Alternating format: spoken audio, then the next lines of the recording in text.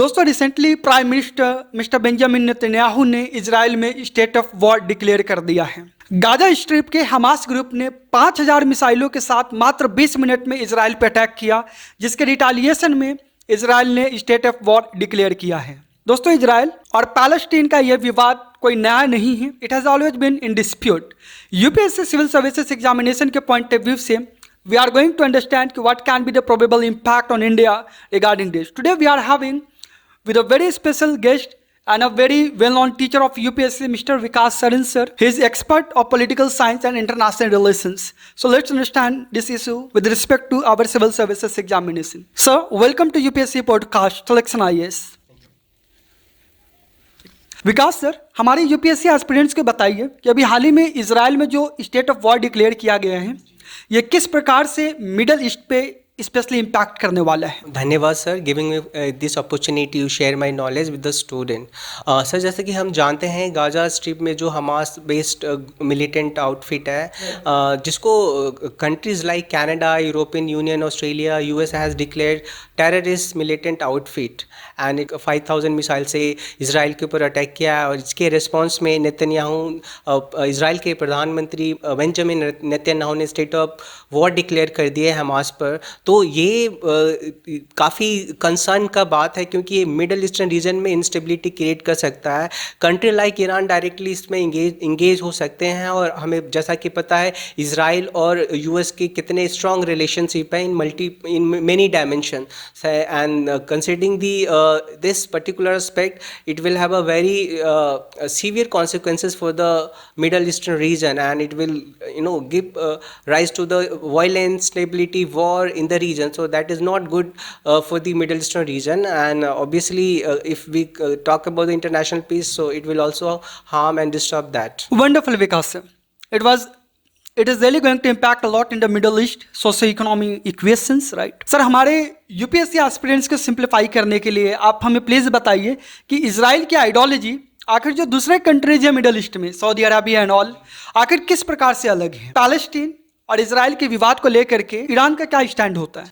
अगर हम बात करें इजराइल का importance in the region and important role in the region, so recently जब यूएस के प्रेसिडेंट ट्रम्प थे तो उन्होंने अब्राहम अकॉर्ड साइन करवाया था, जो कि एक नॉर्मलाइजेशन ऑफ टाई था इजराइल का मिडल ईस्टर्न कंट्री के साथ, और ये अभी इन प्रोसेस में है। और इस तरह की अगर अटैक जो अभी हुए हैं तो इस पूरे अब्राहम अकॉर्ड को ये डिस्टर्ब कर सकता है और इस पूरे रीजन में बहुत ही ज़्यादा इंस्टेबिलिटी क्रिएट कर सकता है। अगर हम बात करें ईरान की, तो ईरान एक बहुत ही इंपॉर्टेंट सपोर्टर रहा है इजराइल का और हमास ग्रुप का। टाइम टू टाइम इसने मिलिटरीली और ऑब्वियसली ट्रेनिंग तौर पर सपोर्ट किया है हमास ग्रुप का। तो बेसिकली ये जो हमास ग्रुप है ये सपोर्ट करता है पैलेस्टीन को। यस, पैलेस्टीन को। और ईरान का जो स्टैंड रहता है वो पैलेस्टीन के सपोर्ट में। जी, राइट जी, ओके। यस, तो ईरान इस वॉर में डायरेक्टली इंगेज हो सकता है और जिसके ऑब्वियसली काफ़ी ज़्यादा serious repercussion middle eastern region के लिए हो सकते हैं। Wonderful explanation by Vikas sir. Sir please let us know कि ये जो पूरा विवाद है इजराइल और पैलेस्टीन को लेकर के, राइट, इसका इम्पैक्ट इंडिया के ऊपर क्या पड़ने वाला है। Dear aspirants, GS paper 2 mains examination में आपके लिए इंटरनेशनल रिलेशंस के बहुत इंपॉर्टेंट टॉपिक्स है, एंड उनमें से मैं आपको बता दूं this is one of the most important topics, right, that you are supposed to prepare for this examination.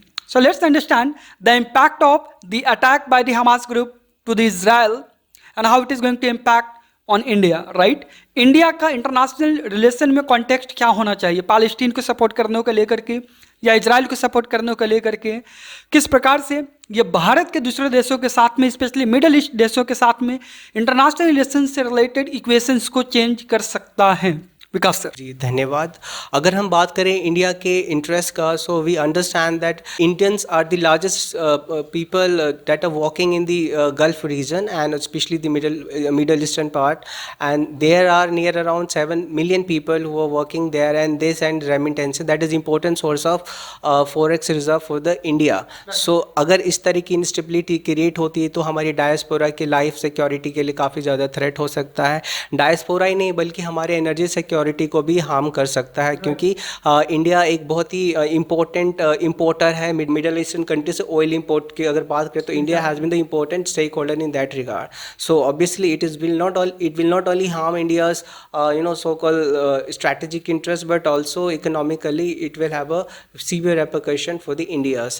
and obviously Israel के साथ एक क्लोज रिलेशन रहा है इंडिया का, और इंडिया ने पैलेस्टीन को हमेशा सपोर्ट किया है और पीसफुल रेजोल्यूशन ऑफ कॉन्फ्लिक्ट की बात की है।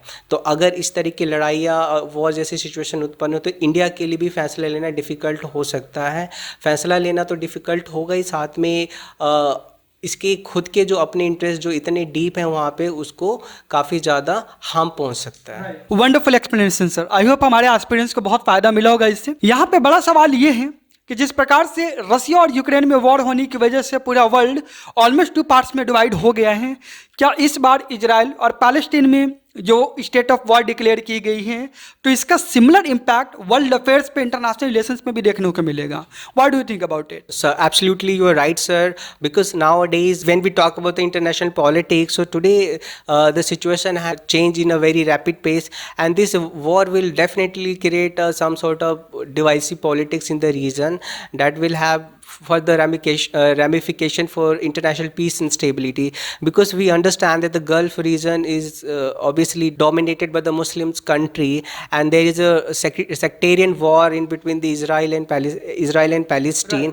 तो वर्ल्ड को ही फर्दर डिवाइड के मुद्दे पर ला के खड़ा कर सकता है, जहाँ पे इस्लामिक कंट्री अब पैलेस्टीन को सपोर्ट करे, इसमें कोई दो राय नहीं है, और इजराइल के जो सपोर्ट में यूएस और यूरोप की कंट्रीज़ आएगी तो दुनिया को फिर ये 2 खेमों में बांट सकता है। और इस कॉन्टेक्स्ट में international peace and stability definitely harm होगी और काफ़ी ज़्यादा डिस्टर्ब होगी। तो सर इसमें इंडिया का स्टैंड क्या होना चाहिए? मिनिस्टर ऑफ एक्सटर्नल अफेयर्स की अगर हम बात करें तो आपको क्या लगता है इजराइल या पैलेस्टीन को लेकर के, या जो ईरान, बिकॉज जैसा आपने बताया कि मिडल ईस्ट रीजन से हम ऑयल इंपोर्ट करते हैं और इस वजह से इसकी इंपॉर्टेंस बहुत ज़्यादा हाई हो जाती है इंडिया के लिए और इंडिया जैसे किसी भी कंट्री के लिए। इंडिया के कॉन्टेक्स्ट में इंडिया का स्टैंड क्या होने वाला है? Please throw some light on that. When we talk about what will be India's stand on this emerging situation, obviously Indian government will not be in favor of the war, and it will try its best to actually resolve the issue through the dialogue and negotiation, because that will only benefit India's interest. And it is very clear that India is not going to support clearly the either side, because India has a very good, trustful and long-term relation with both the sides, and considering its important interest, so India will focus more toward on resolving the issue through the dialogue and negotiation rather than supporting any one country. So it will have a very good outcome. So I think, sir, India will take this stand. It will not support any party, rather it will support peace, negotiation, dialogue. Wonderful explanation sir, I am very much grateful to Vikas sir, और मैं उम्मीद करता हूं कि आने वाले time पे भी विकास सर की important insights international relations and political science के ऊपर हमें टाइम टू टाइम मिलता रहेगा। दोस्तों, विकास सर से सीखने के लिए आज बहुत इंपॉर्टेंट पॉइंट आपके लिए ये हो सकता है कि देखिए, आप पैलेस्टीन को सपोर्ट करते हो या इजराइल को सपोर्ट करते हो सकता है, लेकिन यूपीएससी मेंस में जब आप आंसर लिखते हो, कंक्लूजन देते हो, तो वहाँ पे आपकी ओपिनियन बैलेंस होनी चाहिए, राइट? आप किसी एक पक्ष को सपोर्ट नहीं कर सकते, तो आपको दोनों ही पक्षों को वहाँ पे पॉइंट्स रखनी है। डेफिनेटली टेररिज्म जैसी चीज़ें हैं उसके लिए तो हमें साथ मिल करके लड़ना होगा, लेकिन जब बात पैलेस्टीन की होती है या इजराइल की होती है तो हमारी सोच भी 2 भागों में डिवाइडेड है। जैसा विकास सर ने अभी कंक्लूड किया कि हमें डायलॉग के थ्रू, नेगोशिएशन के थ्रू, परसुएशन के थ्रू, मीडिएशन के थ्रू इंडिया को अपना स्टैंड लेना होगा। तो ये एक बहुत ही फ्यूचरिस्टिक और बहुत ही पॉजिटिव कंक्लूजन हो सकता है। तो this was all about today's UPSC podcast. Hope to see you again. I hope you enjoyed the show. Thank you so much. If you like the video, make sure to hit the like button and subscribe to channel Selection IAS. Thank you so much, Vikas sir. Thank you.